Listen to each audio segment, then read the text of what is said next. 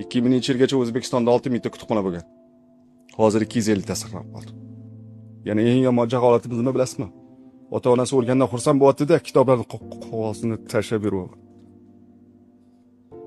Ilmni xor qilish. Ilmni xor qilib qanaqa qilib yuksalish mumkin? Bo'lmaydi. Kitobida yozib qo'ydi. Xafa bo'lmanglar, bular juda kuchli gaplar. Va bular osonlik bilan olmadim. Qog'ozning narxini oshganini tualet qog'ozidan bilgan insonlar o'ylayvering, ular qayeri bilan o'ylashim.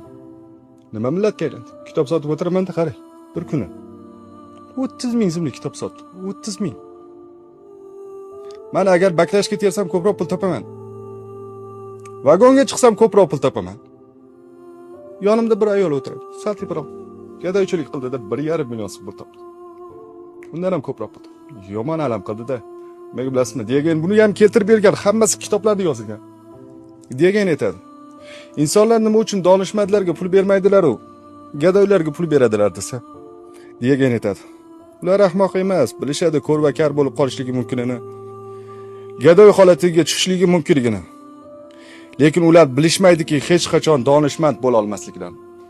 Donishmandliklar ularga berishmaydi.